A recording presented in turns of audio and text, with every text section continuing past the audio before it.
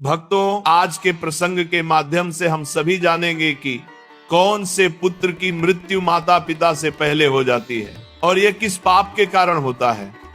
प्रिय भक्तों, इस प्रकार की घटनाएं अक्सर हमें देखने को और सुनने को मिलती रहती है कि किसी पिता के सामने उसके जवान पुत्र की मृत्यु हो जाती है और कुछ दुष्ट बेटे अपने माता पिता को बहुत प्रताड़ित करते रहते हैं, उनके साथ दुश्मनों जैसा बर्ताव करते हैं। भक्तों, आखिर ऐसा क्यों होता है? आइए जानते हैं एक अत्यंत ही सुंदर कथा के माध्यम से कि पिता से पहले पुत्र की मृत्यु क्यों हो जाती है और यह दारुण दुख पिता को क्यों सहना पड़ता है। भक्तों, एक बार की बात है, देवलोक में अग्नि, वरुण, बृहस्पति, शुक्र, यम, शनि आदि सभी देवतागण उपस्थित थे और उनके बीच में कुछ ज्ञान चर्चा चल रही थी। कुछ देवतागण प्रश्न करते थे और उनमें से जिन देवताओं को उस प्रश्न का उत्तर पता होता था वह उस प्रश्न का जवाब देते थे। जब बारी अग्निदेव की आई तो उन्होंने देवताओं से प्रश्न पूछा, हे देवतागण, मेरा प्रश्न यह है कि ऐसी कौन सी संतान है जिनकी मृत्यु माँ बाप की आंखों के सामने हो जाती है। और मेरा दूसरा प्रश्न है कि किस प्रकार के पुत्र अपने माता पिता को प्रताड़ित करते हैं, उन्हें दारुण दुख देते हैं। अग्निदेव का प्रश्न सुनकर सभी देवतागण आपस में विचार विमर्श करने लगते हैं और गहरी सोच में पड़ जाते हैं। जिस पिता की आंखों के सामने ही उसके जवान पुत्र की मृत्यु हो जाए, उस पिता के हृदय में कितना दुख होता होगा। विधि के विधान के अनुसार तो होना यह चाहिए कि पहले पिता की मृत्यु हो और पुत्र ही पिता का दाह संस्कार करे, लेकिन कई बार दुर्भाग्यवश पिता को अपने उन्हीं हाथों से अपने पुत्र का अंतिम संस्कार करना पड़ता है जिन हाथों से वह अपने पुत्र को पाल पोस कर बड़ा करता है। ऐसी स्थिति में एक पिता को जीवित होते हुए भी मृत्यु के समान कष्ट सहना पड़ता है। भक्तों, कई बार कुछ बेटे अपने माँ बाप के साथ शत्रु जैसा व्यवहार करते हैं, उन्हें मारते पीटते हैं, उनकी देख रेख नहीं करते, उन्हें अकेला छोड़ देते हैं। देवलोक में अग्निदेव के प्रश्न को लेकर चर्चा चल रही थी। किसी को समझ में नहीं आ रहा था कि आखिर ऐसा होता क्यों है। प्रश्न बहुत ही महत्वपूर्ण था। तभी देवलोक में नारद जी का उस सभा में आगमन होता है। सभी देवताओं ने खड़े होकर के नारद जी का अभिवादन किया और उसके बाद अपने स्थान पर बैठ गए। फिर नारद जी ने पूछा, हे देवतागण, आपके सबके मध्य किस बात पर चर्चा चल रही है? किस प्रश्न को लेकर आप सभी इतना व्याकुल हो रहे हैं? तभी अग्निदेव खड़े होकर कहते हैं, हे वीणाधर, हम ये जानना चाहते हैं कि ऐसी कौन सी संतान है जिनकी मृत्यु माँ बाप की आंखों के सामने हो जाती है। और मेरा दूसरा प्रश्न है कि किस प्रकार के पुत्र अपने माता पिता को प्रताड़ित करते हैं, उन्हें दारुण दुख देते हैं। भक्तों, अग्निदेव का प्रश्न सुनकर देवर्षि नारद जी कहते हैं, हे देवतागण, प्रश्न तो बहुत ही उत्तम है और इसका उत्तर प्रत्येक मनुष्य को सुनना चाहिए। नारद जी कहते हैं, हे देवतागण, मनुष्य का जीवन उसके पूर्व जन्म पर आधारित होता है और यह भी जरूरी नहीं है कि उसका पूरा जीवन ही पिछले जन्म पर आधारित हो, लेकिन पिछले जन्म के कुछ कर्म ऐसे होते हैं जिनका हिसाब किताब मनुष्य को अगले जन्म में पूरा करना पड़ता है। पहले हमें यह समझना होगा कि कैसे आपके द्वारा किया गया कर्म आपकी गलती तय करता है और आपका कर्म ही आपका भविष्य को निर्धारित करता है। कर्म 3 प्रकार के होते हैं। नंबर 1 संचित कर्म, नंबर 2 प्रारब्ध कर्म, नंबर 3 क्रियमाण कर्म। इन तीनों कर्मों का अलग अलग फल मनुष्य को प्राप्त होता है। इनमें से जो संचित कर्म होते हैं, ये कर्म हमारे पिछले जन्मों में किए गए कर्मों का संग्रह होता है। इसका प्रभाव दीर्घकालिक होता है और यह हमारे जीवन चक्र को प्रभावित करता है। ऐसे कर्म हमारे अगले जन्म में हमारे साथ रहते हैं और उन्हीं कर्मों का फल हमें कभी कभी दुख और सुख के रूप में भोगना पड़ता है। मृत्यु के बाद यह भौतिक शरीर तो नष्ट हो जाता है, लेकिन जो सूक्ष्म शरीर होता है वह जन्म जन्मांतर तक आत्मा के साथ जुड़कर रहता है और हमारे जितने भी सगे संबंधी होते हैं वे सभी किसी ना किसी कारणवश हमारे साथ आते हैं। कभी किसी जन्म में तो कभी किसी जन्म का हिसाब चुकाने के लिए अलग अलग रूपों में आते रहते हैं। देवर्षि नारद जी की बात सुनकर सभी देवतागण कहने लगे हैं, हे देवर्षि, आपकी ये बात हमारी समझ से परे है, थोड़ा और सरल भाषा में हमें समझाइए। तो नारद जी कहने लगे, हे देवतागण, ध्यान से सुनिए, मैं तुम्हें एक अद्भुत और ज्ञानवर्धक कथा सुनाता हूं। इस कथा के माध्यम से आपको यह जवाब मिल जाएगा कि पुत्र की मृत्यु पिता से पहले क्यों हो जाती है और कौन से पुत्र अपने माता पिता को दारुण दुख देते हैं। देवर्षि नारद जी की यह बात सुनकर सभी देवतागण शांत हो जाते हैं और कथा सुनने लगते हैं। कथा सुनाते हुए देवर्षि नारद जी कहते हैं, हे देवतागण, प्राचीन काल की बात है। एक गांव में एक किसान रहता था। उसके परिवार में उसकी पत्नी और एक लड़का था। किसान के लड़के का नाम नकुल था। कुछ सालों के बाद किसान की पत्नी की मृत्यु हो जाती है। जिस समय किसान की पत्नी की मृत्यु हुई थी, उस समय उसे किसान के पुत्र की आयु मात्र 5 वर्ष थी। कुछ समय बाद किसान ने दूसरा विवाह कर लिया और उसकी दूसरी पत्नी से एक पुत्र पैदा होता है। संयोगवश कुछ समय बाद किसान की दूसरी पत्नी की भी मृत्यु हो जाती है। अपनी पत्नी की मृत्यु से वह किसान बहुत दुखी हो जाता है। फिर वह अपनी पत्नी का पूरे विधि विधान से अंतिम संस्कार करता है। उसके बाद वह घर आ जाता है और अपने दोनों बेटों के साथ अपना जीवन व्यतीत करने लगता है। धीरे धीरे समय बीतता गया और किसान का जो बड़ा बेटा था, जो पहली वाली पत्नी से पैदा हुआ था, वह विवाह के योग्य हो जाता है। तो किसान अपने बेटे के लिए एक अच्छी सी कन्या देखकर उसके साथ अपने बड़े बेटे की बड़ी धूमधाम से शादी कर देता है। फिर एक दिन अचानक से किसान बीमार पड़ जाता है। किसान के बेटे ने अपने पिता का बहुत इलाज कराया, लेकिन बीमारी गंभीर होने के कारण उसकी हालत बहुत खराब हो जाती है और एक दिन किसान की मृत्यु हो जाती है। किसान का जो छोटा बेटा था, जो उसकी दूसरी पत्नी से पैदा हुआ था, वह अपने सौतेले भाई के साथ रहने लगता है। बड़ा भाई अपने छोटे भाई को बड़े प्रेम से रखता था। धीरे धीरे समय बीतता गया। फिर एक दिन अचानक से किसान का छोटा लड़का बीमार हो जाता है। जब उसकी हालत ज्यादा खराब होने लगी तो किसान के बड़े बेटे नकुल ने नगर के वैद्य से उसका इलाज करवाया, परंतु उसे कोई राहत नहीं मिली। आगे देवर्षि नारद जी कहते हैं, हे देवतागण, आगे की कहानी ध्यान पूर्वक सुना, क्योंकि अब आपको पता चलेगा कि किन कर्मों के कारण पिता से पहले पुत्र की मृत्यु हो जाती है। हे देवतागण, बड़े भाई नकुल ने अपने छोटे भाई का कई वैद्य हकीमों से उपचार कराया, लेकिन उसकी हालत में कोई सुधार नहीं हुआ। इधर छोटे भाई की दिन प्रतिदिन तबीयत बिगड़ती जा रही थी।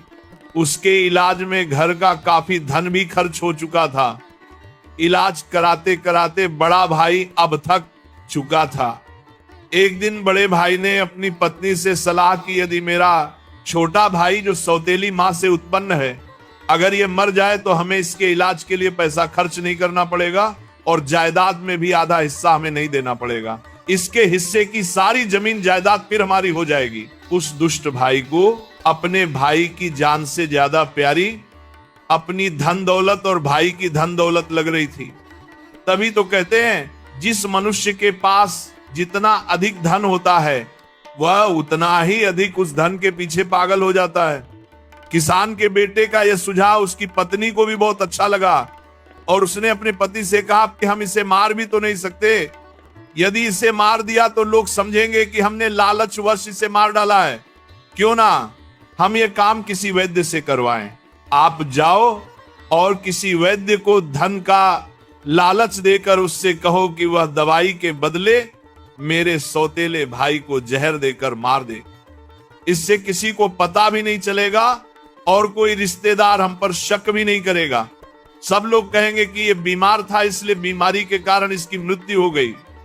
बड़े भाई नकुल ने पत्नी की बात मान ली और मन में विचार करने लगा कि यदि किसी वैद्य से बात की जाए तो हमारा काम बन जाएगा।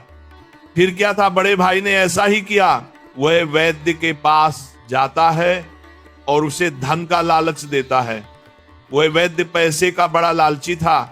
जब बड़े भाई ने उस वैद्य से बात की और उसे बताया कि मुझे मेरे छोटे भाई को जहर देकर मरवाना है, वैद्य पहले तो हिचकिचाने लगे, लेकिन जब किसान के बड़े बेटे ने वैद्य को इस काम को करने के बदले 500 स्वर्ण मुद्राएं देने की बात की, तो वह वैद्य यह काम करने के लिए तुरंत राजी हो गया। अगले दिन वह वैद्य उसके छोटे भाई का इलाज करने के बहाने से आता है और उसे जहर देकर चला जाता है। जहर के प्रभाव से तत्काल उसकी मृत्यु हो जाती है। अपने छोटे भाई की मृत्यु पर वे दोनों पति पत्नी बहुत खुशी मनाते हैं और सोचने लगे, अब तो रास्ते का कांटा निकल गया, इसके हिस्से की सारी जमीन जायदाद पर अब हमारा अधिकार हो गया है, अब मुझे जायदाद का हिस्सा किसी को नहीं देना पड़ेगा। वे दोनों बहुत प्रसन्न होते हैं। ये बात सदैव स्मरण रखना कि जो खुशी दूसरे के दुख की बुनियाद पर होती है, जो धन दूसरों की हिंसा करके कमाया जाता है, वह धन कभी आपको सुख नहीं दे सकता। और जो लोग दुख देकर सुख पाने की कामना करने वाले होते हैं, उनके यहाँ एक दिन महाभयानक दुख आता है और वह जीवन भर अपने किए पर पछताते हैं। आगे की कथा सुनाते हुए देवर्षि नारद जी कहते हैं, हे देवतागण, इस प्रकार से बड़े भाई ने अपने छोटे भाई को मार डाला और उसकी सारी धन संपत्ति पर अपना अधिकार जमा लिया। किसी गांव वाले को भी इस बात का संदेह नहीं हुआ। गांव वाले तो ये सोच रहे थे कि ये कितना अच्छा भाई है, अपने सौतेले भाई का कितना उपचार कराया, कितनी देखभाल की, कितनी सेवा की, पर बेचारा उसे बचा नहीं सका। क्या करता, रोग ही ऐसा असर था, बेचारे की मृत्यु हो गई। दुनिया वालों को क्या पता था कि वो मरा नहीं बल्कि उसे मारा गया है। बड़ा भाई सबकी नजरों में अच्छा बनने के लिए पूरे विधि विधान से अपने सौतेले भाई का अंतिम संस्कार कर देता है। उसके बाद वह घर आकर बहुत खुश होता है। धीरे धीरे समय बीतता गया। एक दिन उसकी पत्नी ने गर्भ धारण किया और एक निश्चित समय के पश्चात उसकी पत्नी ने एक लड़के को जन्म दिया। पुत्र प्राप्ति की खुशी में उन दोनों ने घर में भोज कराया, पूरे नगर में मिठाइयां बांटी। उसके बाद वह दोनों बड़े ही लाड़ प्यार से अपने उस पुत्र का पालन पोषण करने में लग जाते हैं। कुछ वर्षों बाद वह लड़का जवान हो जाता है। उसके बाद किसान के बड़े बेटे ने उसके लिए एक सुंदर सी कन्या देखकर उसके साथ अपने बेटे का विवाह कर दिया। बेटे की शादी में खूब धन खर्च किया। बेटे की बहू जब घर में आ जाती है तो वह लड़का कुछ दिनों के बाद अचानक से बीमार रहने लगता है। माँ बाप ने उसके इलाज के लिए बहुत से वैद्य हकीमों को घर बुलाकर उसका इलाज कराने लगे। जिसने जितना पैसा मांगा उसको उतना पैसा दिया गया। वह इलाज के बदले जो भी धन मांगते वह किसान का बेटा उसे सब कुछ देता था ताकि उसका लड़का ठीक हो जाए। अपने लड़के के इलाज में उसने अपनी आधी संपत्ति बेच डाली। परंतु कहते हैं ना कि जिस पर जिसका जितना कर्ज होता है उसे अवश्य चुकाना पड़ता है, चाहे कोई कैसे भी चुकाए।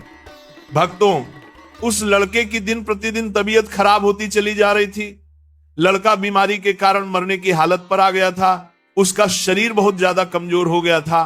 उसे देखने के लिए गांव वाले उस किसान के बेटे के घर आए हुए थे। किसान का बेटा उन सबसे दुखी होकर अपने पुत्र की तरफ देखते हुए कहने लगा, पता नहीं भगवान मुझे किस पाप की सजा दे रहा है। तभी उस किसान का पुत्र अचानक से बोल उठा। लड़के ने अपने पिता से बोला कि भाई, अपना हिसाब पूरा हो गया है, बस अब अंतिम संस्कार में लगने वाले सामान का बाकी है, आप उसकी तैयारी कर लो। ये सुनकर के उसके पिता ने सोचा कि लगता है बीमारी के कारण लड़के का दिमाग भी ठीक से काम नहीं कर रहा है। देखो ना, मैं इसका बाप हूं और ये मुझे भाई कहकर बुला रहा है। तब लड़का कहता, नहीं भाई, आप मेरे बाप तो इस जन्म में है, मैं तुम्हारा पिछले जन्म का भाई हूं। याद कीजिए, ये गांव वाले बैठे हुए और तुम्हारी सौतेली माँ का बेटा तुम्हारा छोटा सौतेला भाई इसी प्रकार चारपाई पर लेटा हुआ था। और उस भाई की संपत्ति पाने के लिए तुमने उस भाई को वैद्य के हाथों जहर देकर मरवाया था। देखो, आज वही संपत्ति मेरे इलाज में लग चुकी है। आपके ऊपर मेरा जो धन था वह मैं धीरे धीरे अपने इलाज में लगा चुका हूं। ये सुनते ही उसका पिता एकदम से फूटकर रोने लगता है और कहता है कि मेरे तो कुल का नाश हो गया है, मैंने ये क्या किया, जो किया वह मेरे आगे आ गया। फिर उसने कहा, भाई मुझे ये तो बता दो, मैंने जो किया था वो तो मुझे देखने को मिल गया, पर एक बात मेरे समझ में नहीं आई है, इसमें तुम्हारी पत्नी का क्या दोष है जो बेचारी ब्याह कर तेरे साथ आई है? ये तो निर्दोष है, अब इसको जिंदा जलाया जाएगा। भक्तों, उस समय सती प्रथा चलती थी, अर्थात जिसमें पति के मरने के बाद पत्नी को पति की जलती चिता पर बैठा दिया जाता था। तब वह लड़का कहने लगा कि हे भाई, आप मेरी बात ध्यान से सुनो। तुमने जिस वैद्य को मेरे इलाज के लिए बुलाया था, उसने आपके कहने पर धन के लालच में मुझे जहर दिया था। याद रखना, जो दुष्ट मनुष्य धन के लालच में किसी निर्दोष व्यक्ति को अकारण ही मारता है, उसको भी उसका फल भोगना पड़ता है। मेरी मृत्यु के 4 वर्ष बाद ही उस वैद्य की आकस्मिक मृत्यु हो गई और उसे मृत्यु के बाद एक लड़की का जन्म मिला। वही लड़की आज मेरी पत्नी के रूप में मेरे घर में आई है। मेरे मरने पर उसे भी मेरे साथ जिंदा जलाया जाएगा। इसको भी इसके कर्म का फल अवश्य भोगना पड़ेगा। आगे देवर्षि नारद जी कहते हैं, हे देवतागण, मनुष्य के जीवन में आने वाली प्रत्येक घटनाएं उसके द्वारा किए गए कर्मों की उपज होती है। हम जैसा बोते हैं वैसा ही हमें काटने को मिलता है। आज नहीं तो कल मनुष्य को उसके कर्मों का कर्म फल जरूर मिलता है। जीवन के हर कठिन प्रश्न का जीवन से ही हल मिलता है। जितना गहरा कुआं होगा उतना ही मीठा जल मिलता है। भक्तों, अपने भाई से इतना कहकर वह किसान पुत्र मृत्यु को प्राप्त हो जाता है। पुत्र की मृत्यु के बाद उसकी सारी संपत्ति का नाश हो जाता है और उसकी पत्नी को उसके साथ जिंदा जला दिया गया। इस तरह से उसे दुष्ट वैद्य को उसके कर्म का फल मिल जाता है। जिसने लालच में आकर एक निर्दोष पुत्र को जहर दिया था, वह वैद्य मर कर उसकी पत्नी बना था। उसे भी मृत्यु के महाभयंकर कष्ट से होकर गुजरना पड़ा। भक्तों, आगे देवर्षि नारद जी कहते हैं, हे देवतागण, इस संसार में 4 प्रकार के पुत्र होते हैं और जो काम उसने किए हैं उनका भुगतान भी उन्हें करना पड़ता है। नारद मुनि की यह बात सुनकर के सभी देवतागण पूछने लगे, हे देवर्षि, 4 प्रकार के पुत्र कौन से होते हैं? कृपया आप मुझे बताइए। तब नारद जी कहते हैं, हे देवतागण, शास्त्रों में 4 प्रकार के पुत्र बताए गए हैं। पहले पुत्र होता है अनुबंध पुत्र, दूसरा पुत्र होता है शत्रु पुत्र, तीसरा पुत्र होता है उदासीन पुत्र और चौथा पुत्र होता है सेवक पुत्र। ध्यान रखिए, जो पहले 2 पुत्र हैं, अनुबंध और शत्रु पुत्र है, ये दोनों पुत्र आपके कर्मों के अनुसार आपके घर में जन्म लेते हैं। इन दोनों पुत्रों की मृत्यु पिता से पहले हो जाती है। अगर किसी पुत्र की मृत्यु पिता से पहले हो जाए तो समझ लेना कि आपके घर में अनुबंध और शत्रु पुत्र पैदा हुए थे। धार्मिक मान्यताओं के अनुसार यदि आपने अपने पूर्व जन्म में किसी को किसी भी प्रकार से प्रताड़ित किया है या उसे दारुण दुख पहुंचाया है, तो याद रखना, वह व्यक्ति आपसे किसी भी तरह का बदला लेना चाहता है, लेकिन वह किसी कारणवश बदला नहीं ले पाया क्योंकि वह कमजोर था और वह इसी तरह तड़प तड़प कर मर जाता है। तो निश्चित मानिए, वह व्यक्ति इस जन्म में आपका पुत्र बनकर लौटेगा और फिर वह अपना बदला पूरा जरूर करेगा और आपको अपनी आंखों के सामने अपने ही पुत्र की मृत्यु देखनी पड़ेगी। और इससे बड़ा दुख एक पिता के लिए और क्या हो सकता है कि उसकी आंखों के सामने ही उसके पुत्र की मृत्यु हो जाए। याद रखना, यदि आपका पुत्र आपको मृत्यु के समान कष्ट दे रहा है तो समझ लेना कि आपके पिछले जन्म का वह शत्रु हो सकता है या वह व्यक्ति हो सकता है जिसको आपने कभी मृत्यु तुल्य कष्ट दिया होगा। ऐसी संतान आपके जीवन को हर तरह से कष्टों से भर देती है, आपका जीवन नरक बना देती है। ऐसी संतानें आपको मारती हैं, परेशान करती हैं और आपके कुल का विनाश कर देती थी और एक दिन आपको भी मांगने पर मजबूर कर देती हैं। आगे देवर्षि नारद जी कहते हैं, देवतागण, महाभारत का जब युद्ध हो रहा था उस समय भगवान श्री कृष्ण ने अर्जुन को गीता ज्ञान देते हुए कहा था, हे पार्थ, इस नश्वर संसार में जितने भी रिश्ते नाते हैं वे सभी मनुष्य द्वारा किए गए पिछले कर्मों के अनुसार उन्हें प्राप्त होते हैं। इस महाभारत के युद्ध में आपके सम्मुख जितने भी तुम्हारे सगे संबंधी दिखाई दे रहे हैं, सभी तुम्हारे और उनके पिता का लेखा जोखा है। हे अर्जुन, तुम पूर्व जन्म में जब धर्म के पुत्र नर थे और मैं तुम्हारा बड़ा भाई नारायण था जिसे तुमने उस समय अपने युद्ध कौशल से पराजित किया था, उस समय तुम्हारे भाई ने तुमसे बदला लेने के लिए प्रतिज्ञा की थी। वही भाई आज तुम्हारे सामने अपनी हार का बदला लेने के लिए दुर्योधन के रूप में खड़ा है।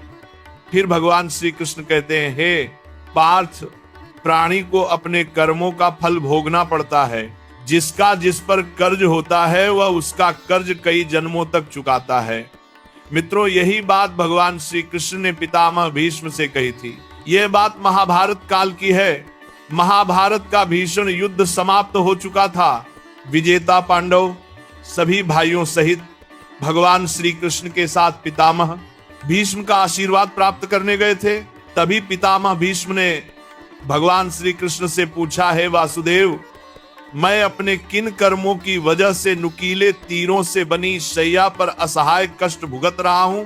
तभी श्री कृष्ण ने मुस्कुराते हुए पूछा, हे पितामह, क्या आपको अपने पिछले जन्मों के कर्म याद हैं? पितामह बोले, हे वासुदेव, मुझे मेरे पिछले जन्म के कर्म याद है और इनमें मैंने कभी किसी का बुरा नहीं किया। पितामह भीष्म की बात पर सहमति जताते हुए भगवान श्री कृष्ण ने कहा, हे पितामह, आपने 100 जन्मों में कोई भी पाप नहीं किया।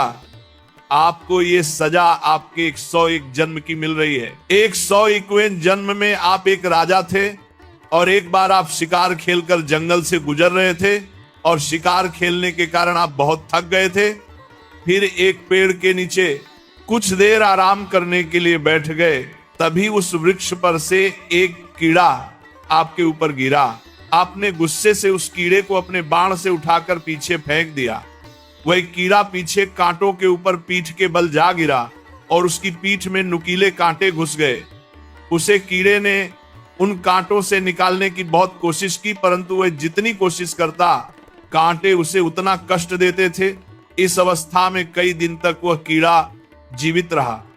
उसकी तकलीफ में आपका नाम दर्ज हो चुका था, लेकिन आपके पुण्य कर्म इतने प्रबल थे कि वो पाप फलित नहीं हो पा रहा था। इस बात को सुनकर भगवान श्री कृष्ण से पितामह बोले, फिर आज क्यों?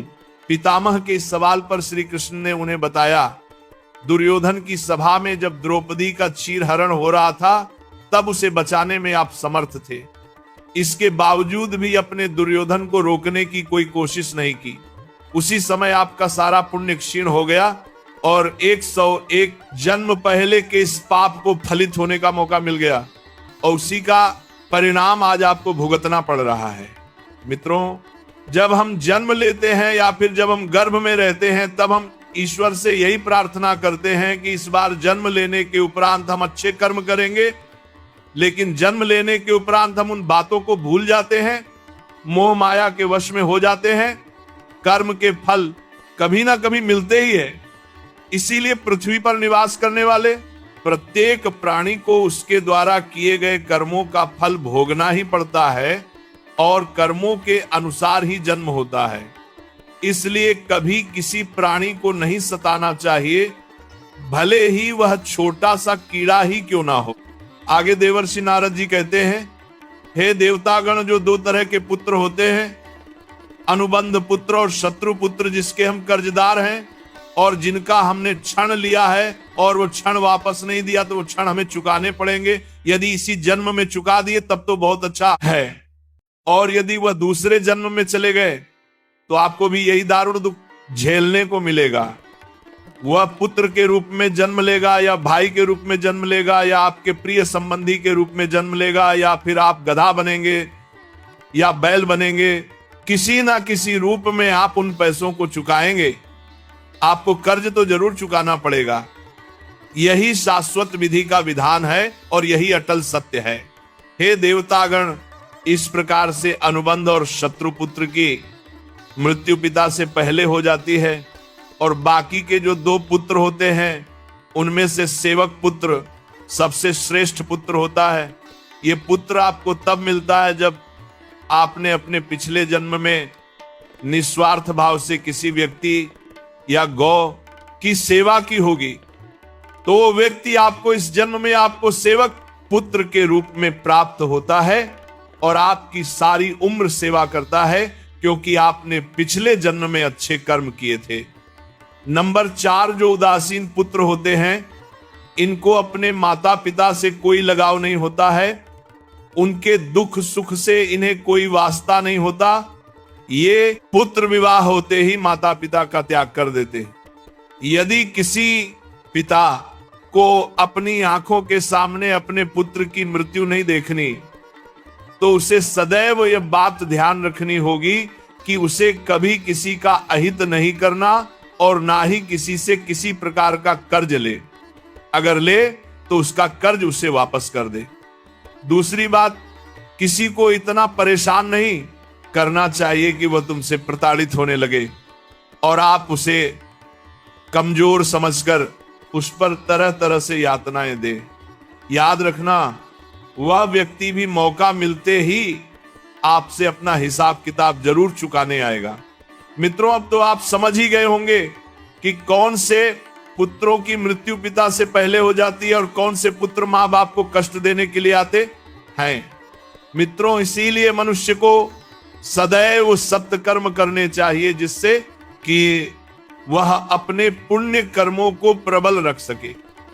यदि कोई व्यक्ति मुसीबत में है और उसे आपकी जरूरत है, तो आपको निसंकोच होकर निस्वार्थ भाव से उसकी सहायता करनी चाहिए।